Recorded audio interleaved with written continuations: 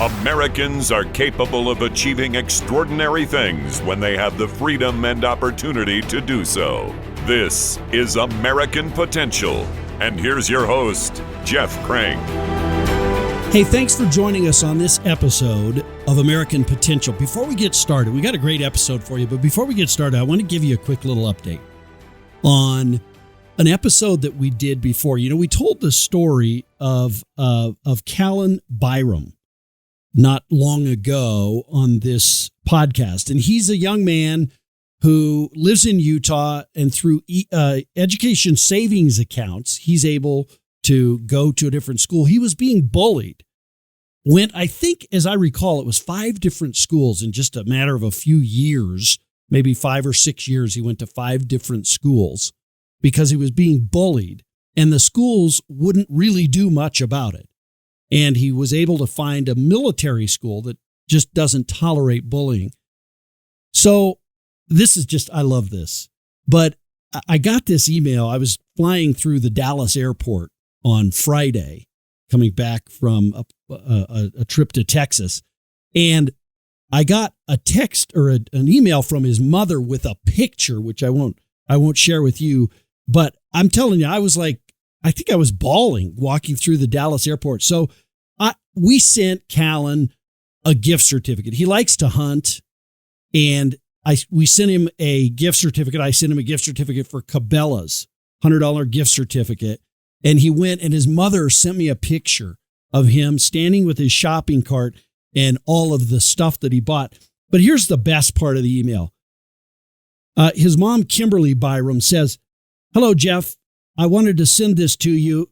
Callan finally used the gift card from you yesterday. He got 3 boxes of shells, 3 boxes of clay pigeons, 2 shirts, 2 beef jerky sticks, and a drink.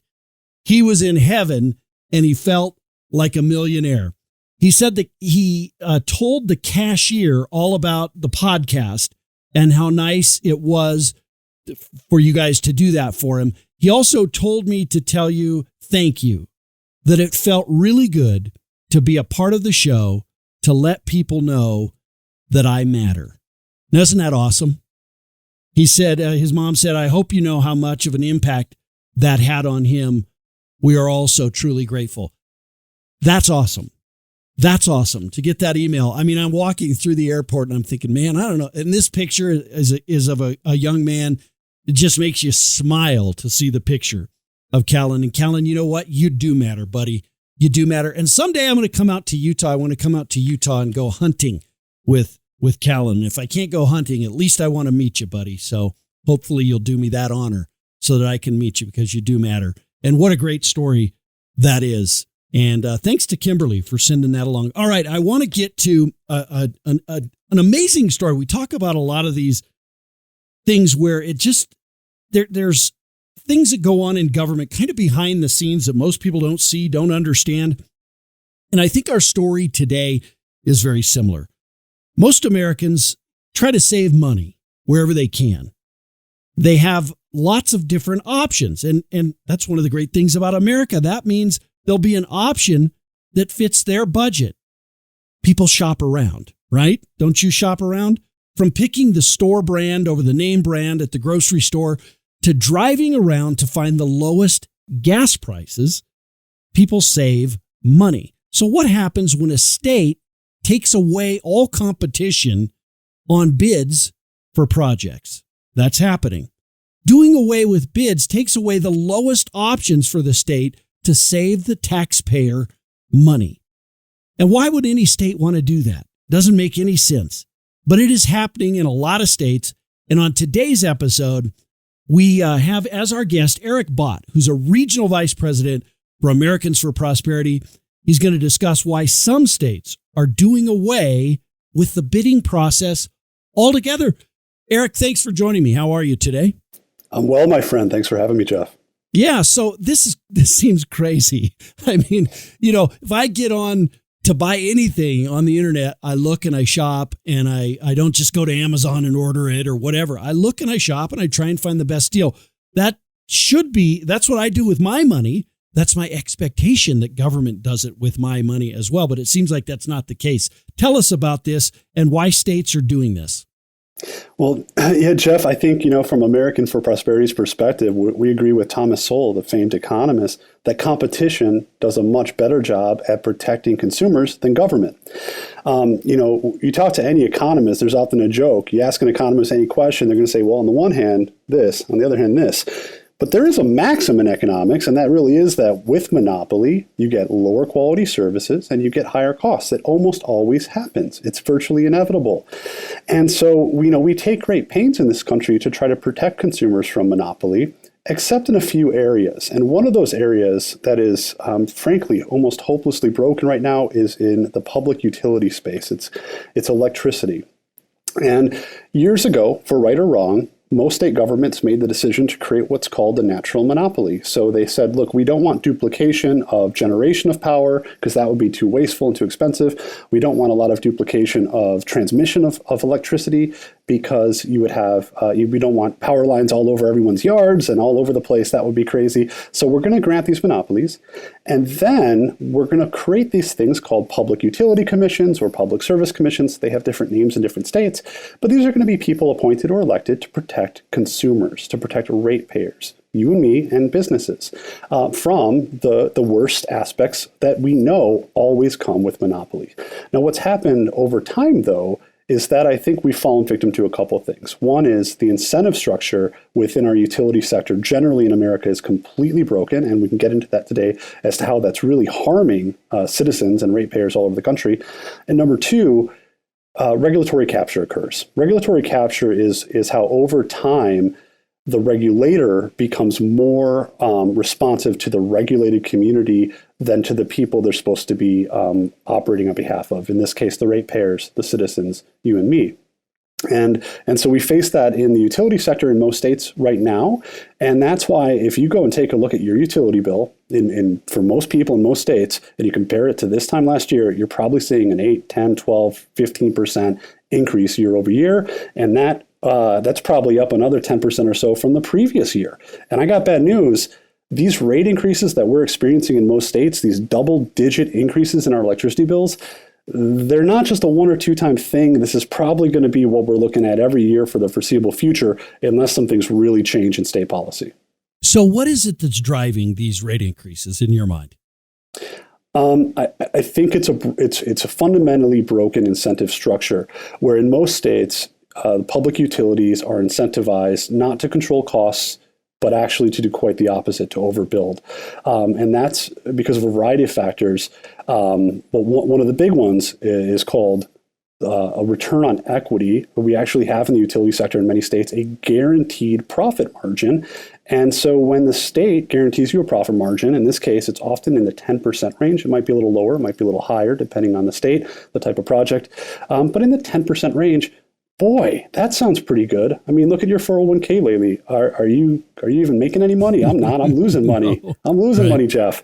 Yep. And yet we've got an entire sector here that government's guaranteeing large profits to if they're building and having large costs. So that's a fundamentally broken incentive structure. Now we have these public utility commissions, these public service commissions in place in states to be a check on that. But like I said, all too often, you see sort of a revolving door where you have a very close relationship between these commissions and the public utility lobbyists and whatnot. And so I don't think we're seeing the protections that we really need to see, frankly, at this point in time, and some reforms are probably needed. Now, to get more specific, there is sort of a national trend that's really dubious going on right now that has the potential to dramatically increase utility bills for the foreseeable future. And that's a series of bills being pushed in about a dozen states this year. And they're called ROFR bills, the right of first refusal bills. And what that is, Jeff, is one of the last areas where there's still competition in the public utility sector in America is in the construction of large transmission projects. These are the power lines you might associate with like highways. You'll see them on the side of the highway. They're really large. They're typically going from a large power generating facility to an urban area. And they often cost hundreds of millions of dollars, and in many cases, billions of dollars. We're talking about very significant investments here. Our country is on a building spree right now with these, largely as a result of building and investing heavily in solar technology. And there's plenty of issues to talk about with that. If we could get into that at some other time. But by and large, we're building a lot of solar generating facilities, typically in rural areas where land is affordable. We have to somehow get that power to the urban areas where people live and people use it. And so we're on this building spree of these huge, incredibly costly transmission costs. Those are one of the big factors driving up utility bills right now and for the foreseeable future. So there's remains in most states competition, competitive bidding for these projects. That's really important. We'll give some examples on that. But we've seen the public utilities come forward and say in a lot of states, including Wisconsin, they passed this in Michigan. They've been trying to fight for it in Missouri and Oklahoma, Kansas, Mississippi, you name it. There are battles all over this country over this right now. But we see incumbent utilities, that's the local monopoly, saying, we don't want competition. I don't want any other companies coming into my state and actually trying to do the consumers a good job, to lower costs, to provide a better deal for us, the ratepayers. We want to be able to charge whatever we want to charge, and we want to get all the profits, and we don't want to have to compete for it. And so that's where this legislation called ROFR, right of first refusal, comes from. It's incumbent utilities, your local monopoly, saying, we don't want any competition on this last little area where we don't already have total monopoly control. Right. So really this is being pushed by the utility companies, their lobbyists in state capitals and other places. And their argument is, that we've already invested a lot and those sorts of things. But there's nobody there in a lot of cases to speak for the ratepayer, for the taxpayer. Is that right?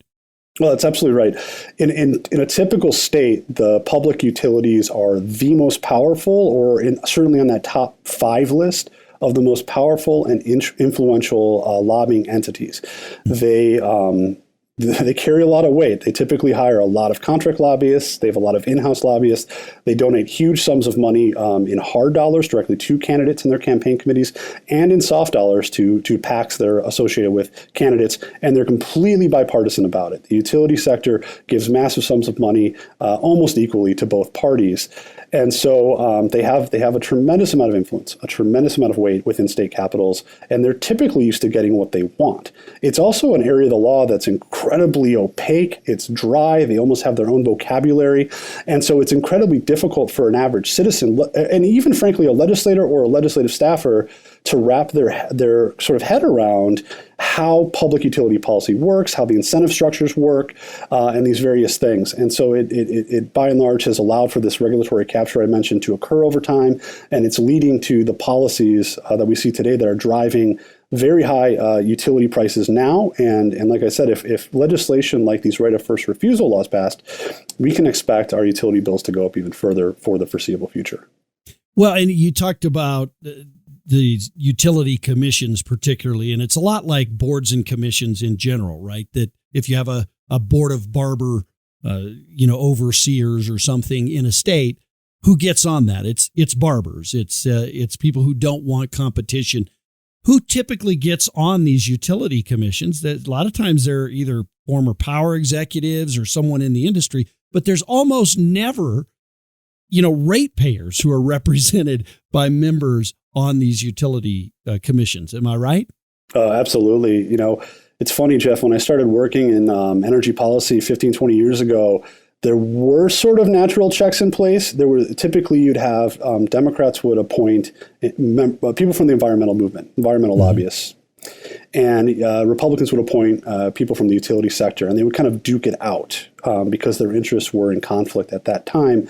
That's really changed, and today you see those interests are largely aligned. The utilities, like I said, have an incentive structures in place in most states that incentivizes utilities to build new. Constantly building new power, new project, looking for new ways to capture that return on equity, that guaranteed profit. And of course, the environmentalist groups, the environmental left, they have their own motivations to push for these new projects. And so you've lost that check that I think did exist at one time in a lot of states. And so now you have sort of the free reign of these special interests, all but the ratepayers, the average citizen, the small business owner, the small manufacturer who may use a lot of electricity. In a state like Wisconsin, where I'm at, this is just an incredible threat to our economy. We're a manufacturing state. We have a tremendous foundry industry. We make things. We build things out of steel and iron. We brew. We process. We grow and process food here. And these are all industries that utilize a tremendous amount of energy. And we're slowly becoming uncompetitive as a result of energy policies that are driving up rates. Well, and you talked about maybe this used to be a check. There used to be kind of an environmental check and they would duke it out. But in a lot of cases, these utility companies have bought into, because of the subsidies and other mandates and things that that government has put in place here, they've kind of bought into that agenda, whether it's the green energy stuff, solar, wind power, those sorts of things. They're full bore into that. So there isn't that check anymore on these utility commissions, as you say.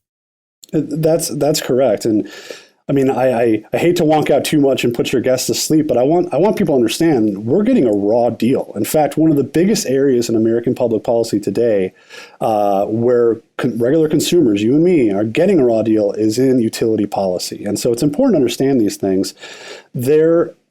The incentive structures just are fundamentally broken. So, one of the other big issues we talk about in the utility space is called stranded assets. Now, imagine in your state 20 years ago, your public utility built a large coal plant, and they said it's going to last for 30 years, and you, the ratepayer, are going to pay for it for 30 years. But now 20 years in, they're going to close that plant. They're going to close it early, even though it has 10 years of viability left where it can produce reliable, low-cost, affordable power. They're going to close it, and they're going to replace it with intermittent, unreliable solar power. Mm-hmm. So now you're on the hook, not just to build the new solar plants, but to build the new transmission lines to connect the solar plants to your home. And you're on the hook to keep paying, in most cases, for that stranded asset, that coal plant that's closed. And don't forget the utilities get their return on equity. So they're going to get a guaranteed profit on top of that. So the whole structure, the whole system is almost rigged. It's the opposite of any other business model we think of, where the business has incentives to look out and get the best deal for the customer so they can keep that customer. In this case, not only do we have monopolies who don't have to worry about losing customers in most states, they're actually incentivized to drive up costs in many cases. Mm-hmm. And so the whole system is fundamentally broken. That's why I think we're seeing these rate increases at 8, 10, 12% every year in so many states. And it's really weak. You think about what this does long term to a manufacturing economy, to the types of businesses that employ so many of us and really make our country strong. It's a genuine threat, and it's something we really need to start taking seriously and addressing. Well, and to our country, think of the competitiveness of our country as other countries probably laugh at us because we're doing this and they're just driving forward and understanding that energy, the ability to consume energy, drives an economy. And so, our competitors around the world are kind of laughing at us from that standpoint. How do we stop this? What can be done to stop these right of first refusal issues in states? So They start off as David versus Goliath type fights, right? You've got to organize regular ratepayers and small businesses and people that are impacted. You got to educate them about a really obscure and kind of wonky, complicated regulatory issue. But then once you do that, you stand a good chance to fight back and win because the policy on its face is just so fundamentally wrong. I mean, this is a policy designed that by limiting competition, it will drive up costs for everyone else in the state to benefit a select few, the shareholders of utility companies. In many ways, it's wealth redistribution in reverse. It is taking money from business and from the middle class and from the working poor and transferring it to the shareholders of the companies that are pushing it. And so as you call that out, people start paying attention and they start caring about the issue. You can also point to real world examples. We have, thankfully, Wisconsin, or I shouldn't say Wisconsin, but all of America, we're a laboratory of democracy, as it said. And so there's different policies in each state. Some states have competition. They have competitive bidding for transmission projects. Some don't. Those states that have competitive bidding, we see case after case where huge sums of money are saved. I mean, I can point, there was recently a project in Maine where over $1 billion was saved on a single project. Wow. In New Jersey, there was a project where competitive bidding saved $900 million. We're not talking about pennies here. We're talking about really substantial sums of money. I think that's why we see some of these utility companies lobbying incredibly aggressively for this. The amount of money they stand to make should these bills pass is off the charts.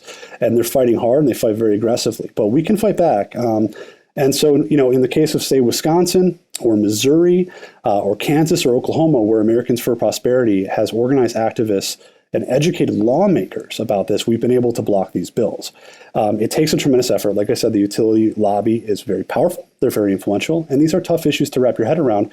But once you get people fired up and to understand that there are reasons their electricity bills are going up, and that we can educate policymakers and their staff and change their minds about these things, you can make a big difference. So I'll give an example. In Kansas, for instance, this legislation, right of first refusal, was introduced earlier this year. It wasn't really going anywhere, but the utilities play hardball. And in Kansas, it's legal for lobbying entities to provide a certain amount of gifts, I guess I would say, to legislators.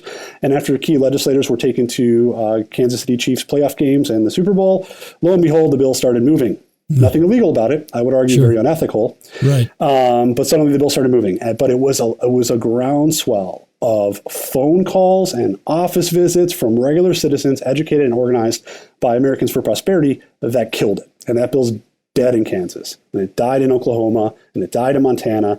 And the common theme there is grassroots activism, citizens educating themselves and taking the time to engage with their elected officials and holding them accountable. It can make all the difference.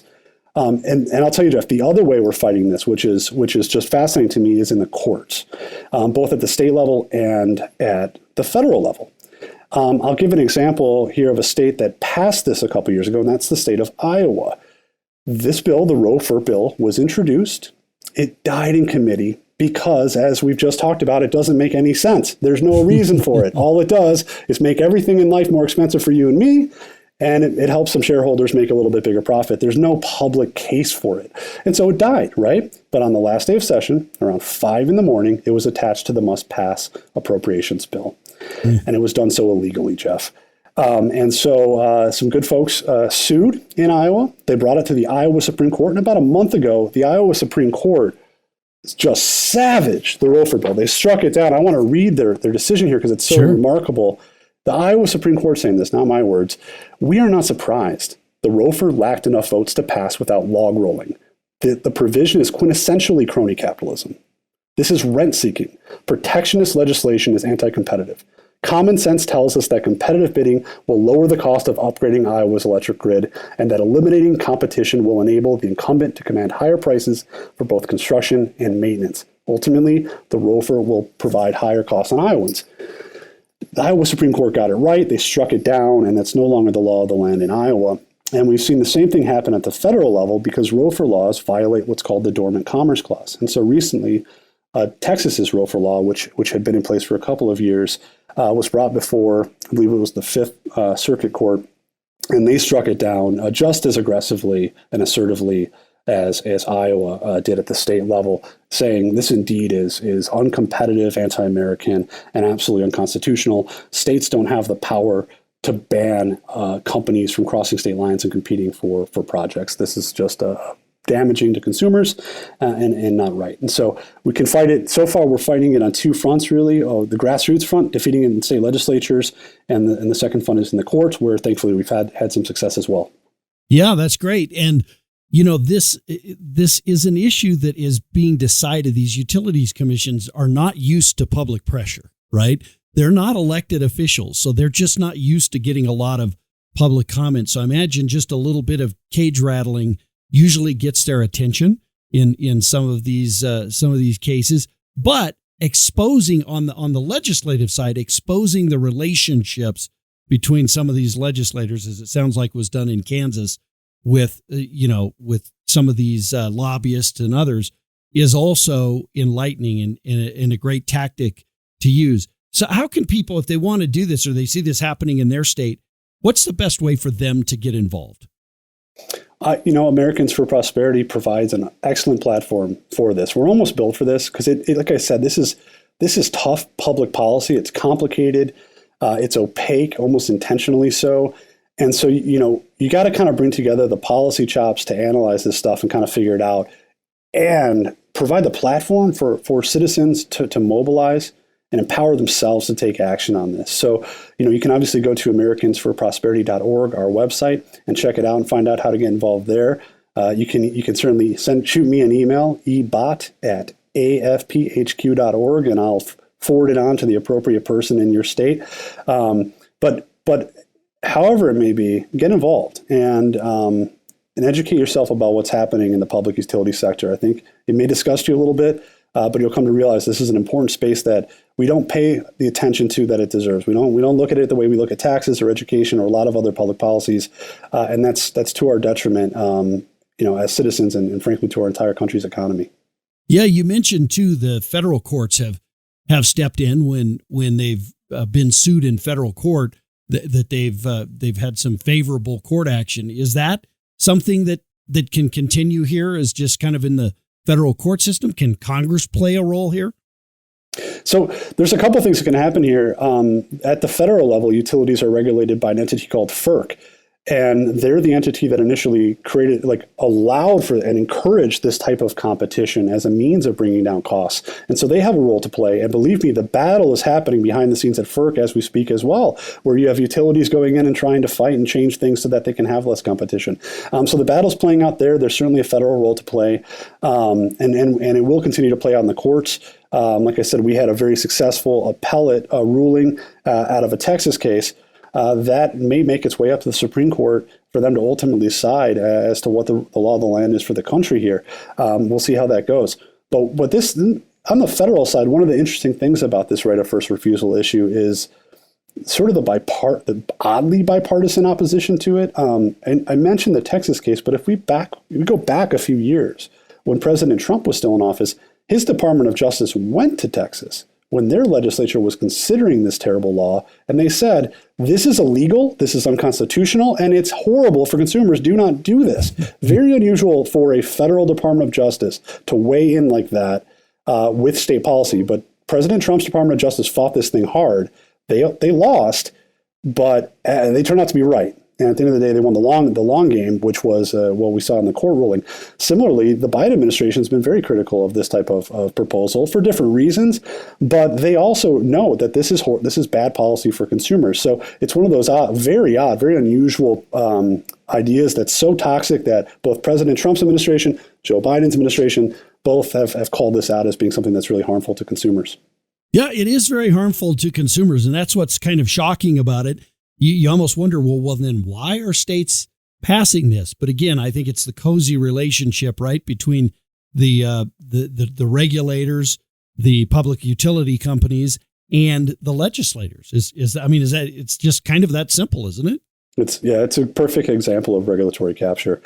And in fairness, this is really complicated policy, and it's really hard. And a lot of times, only the first, second, and third person coming into a legislator's office to talk to them about utility policy are people from the utility lobby, and they're informing them, but they're also kind of creating their mental models around it, and so that has effects long term as to how policymakers view this type of stuff in the country.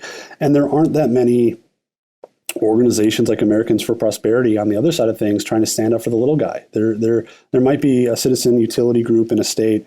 Sometimes those are co-opted as well by the utility industry itself. So there's a real avenue here, I think, for grassroots folks on both left, right, and center to all jump in here and start paying attention and organizing and taking action. All right, Eric. Well, hey, thanks for your expertise on this and for sharing it with us and for all the great work that you've been doing on this for many, many years. Appreciate it. Thank you, Jeff. I appreciate the opportunity to talk about this issue. All right. Well, listen, this is the greatness of America. This is why our founding fathers were so brilliant to put checks and balances in our system, watchdogs. But you know what? It only works if you watch. It only works when there is a watchdog. And we see that all the time in government. If you don't pay attention as a citizen to what's going on at your legislature, or you don't pay attention at what's going on in a public utility commission, bad things can happen.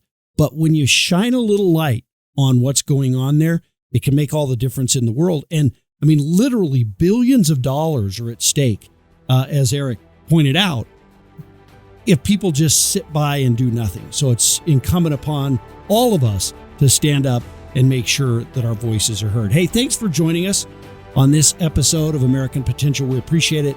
Please connect with us. Feel free, send me an email, jeff@americanpotential.com. Would love to hear from you. Thanks for joining us. Thank you for listening to American Potential. You may listen to more stories from Americans working every day to expand freedom and opportunity in their communities by visiting AmericanPotential.com.